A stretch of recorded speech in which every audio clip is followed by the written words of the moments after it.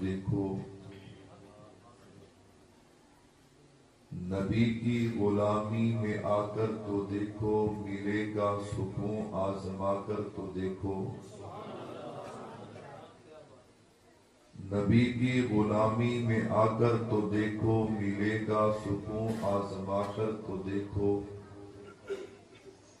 ملے گی تمہیں دو جہانوں میں عزت، ملے گی تمہیں دو جہانوں میں عزت، چہرے پہ سنت سجا کر تو دیکھو، زیارت بھی ہوگی شفاعت بھی ہوگی، زیارت بھی ہوگی شفاعت بھی ہوگی، درودوں کے نغمے سنا کر تو دیکھو۔ تمام حضرات ایک مرتبہ نماز والا پاک پڑھیں، اللہم صلی اللہ علیہ وسلم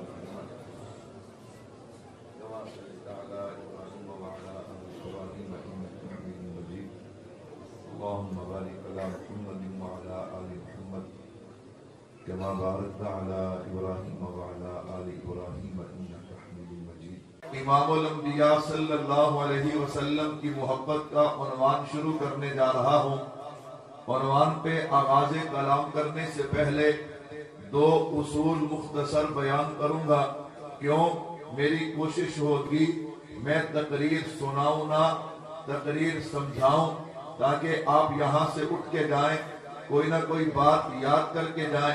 میرے بھائیوں توجہ کرنا، پہلا اصول یہ ہے، آپ جانتے ہیں دنیا میں ہر چیز کے لیے ایک ظاہر ہوتا ہے، ایک اس کی بنیاد ہوتی ہے، اور جب تک بنیاد باقی رہے ظاہر باقی رہتا ہے۔ اگر بنیاد ختم ہو جائے تو اس کا ظاہر بھی ختم ہو جاتا ہے۔ مثال کے طور پہ آپ نے درخت کو دیکھا، اس کا تنا، اس کی شاخیں، اس کے پتے، اس کا پھل اور پھول جو ہے یہ اس کا ظاہر ہے، اور اس کی بنیاد، اس کی جڑیں ہیں۔ آپ عقل مند آدمی ہیں، اگر جڑوں کو ختم کر دیا جائے، اگر جڑوں کو کاٹ دیا جائے تو پھر درخت کا تنا بھی باقی نہیں رہے گا، اس کا سبزہ بھی باقی نہیں رہے گا، پتے بھی باقی نہیں رہیں گے، پھل اور پھول بھی باقی نہیں رہیں گے۔ تو میں نے عرض کیا ہر چیز کے لیے ایک ظاہر ہے، ایک بنیاد ہے، جب تک بنیاد ہو ظاہر باقی رہتا ہے، اگر بنیاد باقی نہ رہے تو ظاہر بھی باقی نہیں رہتا۔ اب ذرا سمجھیے گا، میں اور آپ جو عبادات کرتے ہیں، چاہے وہ نماز ہے، چاہے وہ روزہ ہے، چاہے وہ حج ہے، چاہے وہ زکوٰۃ ہے، دیگر عبادات ہیں، یہ جتنی بھی عبادات ہیں نا، ان کا ایک ظاہر ہے اور ایک ان کی بنیاد ہے۔ آپ کہیں گے مولوی صاحب ظاہر تو ہمیں سمجھ آتا ہے، یہ نماز کا ظاہر ہے، یہ حج کا ظاہر ہے، یہ روزے کا ظاہر ہے، یہ جہاد کا ظاہر ہے، ان کی بنیاد کیا ہے؟ میں نے کہا سنو، ان تمام عبادات کی بنیاد جو ہے وہ ایمان ہے۔ کیا مطلب؟ اگر ایمان ہوگا نماز قابل قبول ہے، اگر ایمان ہوگا روزہ قابل قبول ہے، اگر ایمان ہوگا حج قابل قبول ہے، اگر ایمان ہوگا زکوٰۃ قابل قبول ہے، اگر ایمان ہوگا ساری عبادتیں قابل قبول ہیں، اور اگر ایمان نہیں ہوگا تو پھر کوئی بھی عبادت قابل قبول نہیں ہوگی۔ آپ کہیں گے مولوی صاحب بالکل ٹھیک ہے، اگر عبادت کے لیے ایمان بنیاد ہے تو ایمان کی بھی تو کوئی بنیاد ہوگی نا۔ میں نے کہا بالکل ٹھیک ہے، ایمان کی بنیاد کیا ہے؟ ایمان کی بنیاد ہے محبت رسول صلی اللہ علیہ وسلم۔ کیا معنی؟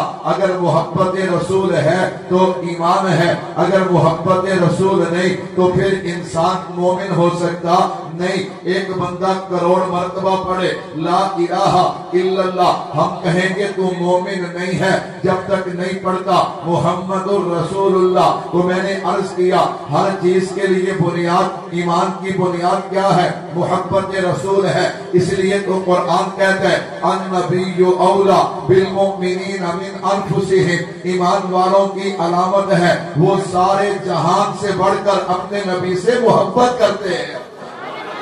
کیا کرتے ہیں؟ محبت کرتے ہیں۔ اب مولوی کو چلانے والی سبحان اللہ نہیں، اب سمجھ کے سبحان اللہ کہنی ہے، تاکہ آپ کے علم میں بھی اضافہ ہو، آپ کے ذوق میں بھی اضافہ ہو۔ میرے بھائیوں توجہ کیجیے گا، جب میں نے پہلا اصول بیان کیا تو سوال کرنے والے نے سوال کر دیا، اس نے کہا مولوی صاحب النبی اولا بالمؤمنین من انفسہم، انسان کے بچے بھی ہیں، اولاد بھی ہے، بیوی بھی ہے، ماں باپ بھی ہیں، رشتہ دار بھی ہیں، انسان کی جائیداد بھی ہے، دنیا کی رشتہ داریاں بھی ہیں، لیکن قرآن کہتا ہے النبی اولا بالمؤمنین من انفسہم، ایمان والوں کی علامت ہے وہ اپنی اولاد سے بڑھ کر، اپنے مال سے بڑھ کر، اپنے رشتہ داروں سے بڑھ کر، اپنے خاندان سے بڑھ کر، اپنی جان سے بڑھ کر، حتیٰ کہ سارے جہان سے بڑھ کر اپنے نبی سے محبت کرتے ہیں۔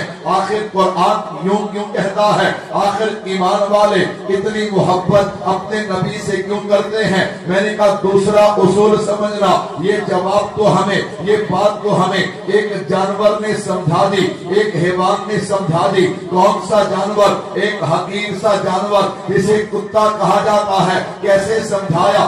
آپ نے دیکھا نہیں، یہ کتا گلی میں کھڑا ہے، ہر آنے جانے والے پہ بھونکتا بھی ہے اور ضرورت پڑنے پہ انہیں کاٹ بھی لیتا ہے، لیکن ایک آدمی کو اس نے دیکھا، اس پہ بھونکتا بھی نہیں، اسے کاٹتا بھی نہیں۔ پوری توجہ کرنا، میں تمہید باندھ کے محبت رسول کا باب کھولنے چلا ہو، توجہ کرنا۔ اس کتے نے اس آدمی کو دیکھا، اس پہ بھونکتا بھی نہیں، اسے کاٹتا بھی نہیں، بلکہ اس کے تلوے چاٹنے شروع کر دیتا ہے۔ تجھے کیا بنا؟ تو ہر آدمی پہ بھونکا بھی ہے، ہر آدمی کو کاٹا بھی ہے، اس کو بھونکتا بھی نہیں، اسے کاٹتا بھی نہیں، بلکہ اس کے تلوے چاٹتا ہے۔ کہا تجھے پتا نہیں یہ میرا محسن ہے، یہ میرا مالک ہے، مجھے صبح بھی کھانا دیتا ہے، شام بھی کھانا دیتا ہے۔ تو اس جانور نے مجھے اور آپ کو یہ پیغام دیا کہ اپنے محسن سے محبت کی جاتی ہے۔ میں نے کہا سن، ہم سارے جہان سے بڑھ کر اپنے نبی سے محبت کیوں کرتے ہیں؟ اس لیے کہ ہمیں جو بھی ملا ہے مصطفیٰ کے صدقے سے ملا ہے۔ سمجھ کے کہنا سبحان اللہ۔ مولوی کو چلانے والے نہیں، ہم وہ مولوی نہیں جو آپ کی سبحان اللہ پہ چلے، جو مولوی اتنا تھکا ہوا ہو کہ تو سبحان اللہ کرے کہ میں گل کراں گا۔ میں نے کہا اس مولوی کو گھر بیٹھ جانا چاہیے، اسے دین کا کام نہیں کرنا چاہیے۔ مولوی کے جذبات کو ایسے ہونے چاہیے، مولوی یہ قوم کا امام ہے، اس نے قوم کو لے کے چلنا ہے، اور جو قوم کی سبحان اللہ سن کے چلے، اتنے تھکے ہوئے مولوی دین کا کام نہیں کر سکتے۔ لیکن سبحان اللہ سمجھ کے کہو گے، مجھے پتا چلے گا کہ آپ کو بات سمجھ آ رہی ہے، میں اپنا معافی ضمیر کھول کے بیان کروں گا، تو جنہیں بات سمجھ آ رہی ہے وہ کہہ دو سبحان اللہ۔ میرے بھائیوں توجہ کیجیے گا، میں عرض کر رہا تھا تو یہ بات ہمیں اس نے سمجھا دی کہ اپنے محسن سے کیا کیا جاتا ہے؟ اپنے محسن سے پیار کیا جاتا ہے، اپنے محسن سے محبت کی جاتی ہے۔ میں نے دو مختصر اصول بیان کیے۔ میں نے عرض کیا ہم اپنے نبی سے محبت کیوں کرتے ہیں؟ اس لیے اگر مجھے اور آپ کو زندگی ملی ہے تو امام الانبیاء کی وجہ سے ملی ہے، اگر اس زندگی کا بقا ہے تو میرے محبوب کی وجہ سے ہے، اگر کل قیامت والے دن مجھے اور آپ کو جنت ملے گی تو میرے محبوب کی وجہ سے ملے گی۔ توجہ کیجیے، میں ان پہ دلائل دینے سے پہلے کہ نبی کی وجہ سے زندگی کیسے ملی ہے، اس زندگی کا بقا نبی کی وجہ سے کیسے ہے، قیامت والے دن جنت کیسے ملے گی، میں اس پہ دلائل دینے سے پہلے آپ کا ذوق بنانے کے لیے توجہ کیجیے، نبی کی نسبت سے اللہ نے ہمیں کیا کچھ عطا کیا۔ آئیے تاریخ کائنات کو اٹھاتے ہیں، اس بات کو سمجھنے کے لیے ذرا ہمیں پیچھے جانا پڑے گا۔ کائنات میں ایک وقت ایسا تھا کہ ابھی میرے اور آپ کے پیارے پیغمبر اس کائنات میں تشریف لے آئے تھے۔ میرے محبوب کے آنے سے پہلے ہر طرف خزاں ہی خزاں ہے، میرے محبوب کے آنے سے پہلے ہر طرف اندھیرا ہی اندھیرا ہے، میرے محبوب کے آنے سے پہلے ہر طرف ظلم ہی ظلم ہے، جس کی لاٹھی اس کی بھینس کا قانون ہے۔ لوگ اپنی ماں کو جائیداد میں تقسیم کیا کرتے تھے، ظلم ایسا ایسا تھا لوگ اپنی معصوم بچیوں کو زندہ دفن کر دیا کرتے تھے. ظلم اس انتہا کو پہنچ چکا تھا. مزدور کے حقوق کا کوئی خیال نہ کرتا, غلاموں کے حقوق کا کوئی خیال نہ کرتا, یتیم کو منحوس سمجھا جاتا. ظلم اس انتہا کو پہنچ چکا تھا. زندہ جانور کھڑا ہوتا, اس کا گوشت کاٹ لیا جاتا. جب وہ تڑپتا لوگ اس پہ خوش ہوتے. ظلم اس انتہا کو پہنچ چکا تھا. اللہ اکبر, لوگ شراب پی کے, زنا کر کے, چوری کر کے, قتل کر کے, ڈاکہ ڈال کے اس پہ فخر کیا کرتے تھے. قریب تھا انسانیت کا نام و نشان مٹ جاتا. پھر اس تڑپتی ہوئی, سسکتی ہوئی, بلکتی ہوئی انسانیت پہ اس رب کو ترس آیا جو خزاں کے بعد بہار پیدا کرتا ہے, رات کے اندھیرے کے بعد صبح کا سویرا پیدا کرتا ہے. اس رب کو ترس آیا جو مٹی سے سونا پیدا کرتا ہے. اس رب کو ترس آیا جو کانٹوں کے درمیان نرم و نازک پھول کو پیدا کرتا ہے. اس رب نے اس مٹتی ہوئی کائنات کو بچانے کے لیے اس کائنات میں آمینہ کے لال کو بھیجا. ادھر میرے محبوب آئے ہیں, ادھر پوری کائنات میں بہار آ جاتی ہے. اچانک جو تبدیلی آئی نا, جو کائنات مٹ رہی تھی اس کائنات میں اچانک جو بہار آئی نا, جب تبدیلی آئے تو لوگ سوال کیا کرتے ہیں یہ آنے والا کون ہے, یہ کن کی آمد ہے, یہ آنے والا کون ہے. میں نے کہا توجہ کیجیے گا, جب اچانک تبدیلی آئی لوگوں نے سوال کیے. آپ کا ایمان تازہ کرنے کے لیے ہمارا نظریہ ہے جب نبی کی شان بیان ہوتی ہے تو مومن کا ایمان تازہ ہوتا ہے. توجہ کرنا, یہ کن کی آمد ہے, یہ آنے والا کون ہے. اگر تم مجھ سے پوچھے گا میں تو ان کا تعارف یوں کرواؤں گا, یہ آنے والے وہ ہیں جو حضور انور ہے, جو جہاں کے پیغمبر ہے, محبوب رب انور ہے, جو شافی محشر ساقی کوثر خلق عظیم رحمت للعالمین ہے, جو کائنات میں برتر ہے, محبوب رب اکبر ہے. خدا کی قسم تمام انبیاء کے افضل ہیں. یہ آنے والا کون ہے. بعض لوگ کہتے ہیں مولوی صاحب کچھ بندے سبحان اللہ نہیں کہتے, کچھ بندے سبحان اللہ. میں نے کہا ایک بندہ وہ ہے دین کی بات سن کے اس کا ایمان تازہ ہوتا ہے. کیا ہوتا ہے؟ ایک نو چاسی آندی ہے گانا سن کے, فلم دیکھ کے, ڈرامہ دیکھ کے, جفتہ سن کے. میں نے کہا وہ بیچارہ کیسے کہے, اسے نہ چھیڑو, وہ معذور ہے. وہ کیا ہے؟ معذور ہے. جب دین کی سمجھ آئے تو پھر امام الانبیاء کی بات ہو تو کوئی زبان خاموش ہو سکتی. میرے بھائیوں توجہ کیجیے گا, میرے محبوب کی عظمت, میرے محبوب جو آئے ہیں کائنات کا ذرہ ذرہ سوال کرنے لگا یہ کن کی آمد ہے, یہ آنے والا کون ہے. میں نے کہا اگر تم مجھ سے پوچھے گا میں تو ان کا تعارف یوں کرواؤں گا, یہ آنے والے وہ ہیں جو حسین ہیں, دل نشین ہیں, محجبین ہیں, بہترین ہیں, دل یقین ہیں, جو صاحب جمال ہے, صاحب کمال ہے, رحمت سے مالا مال ہے, فضل ذو الجلال ہے, جناب آمینہ کے لال ہیں. یہ آنے والے کون ہیں؟ میں نے کہا یہ آنے والے وہ ہیں اگر یہ بولے تو اللہ کا قرآن بنتا ہے. یہ آنے والے وہ ہیں اگر ہاں کرے تو چیز حلال ہوتی ہے, اگر نہ کرے تو چیز حرام ہوتی ہے. یہ آنے والے وہ ہیں اگر نظر اٹھا دے آسمان کو بلندیاں ملتی ہیں, اگر نظر جھکا دے زمین کو وسعتیں ملتی ہیں. یہ آنے والے وہ ہیں اگر چہرہ ظاہر کر دے جن کو اجالا ملتا ہے, اگر زلفیں بکھیر دے رات کو اندھیرا ملتا ہے. یہ آنے والے وہ ہیں جن کے جسم اطہر پہ مکھی نہیں بیٹھتی تھی. یہ آنے والے وہ ہیں اگر یہ انگلیوں کو نکال دے اللہ انگلیوں سے پانی کے چشمے جاری کر دے. یہ آنے والے وہ ہیں اگر ان کا لعاب کڑوے کنویں میں جائے اللہ اسے بھی میٹھا کر دیتے ہیں. یہ آنے والے کون ہیں؟ یہ آنے والے وہ ہیں اگر ان کا لعاب چند آدمیوں کے کھانے میں جائے وہ کئی سو کے لیے بن جاتا ہے. یہ آنے والے کون ہیں؟ یہ آنے والے وہ ہیں اگر ان کا ہاتھ بیمار بکری پہ پھر جائے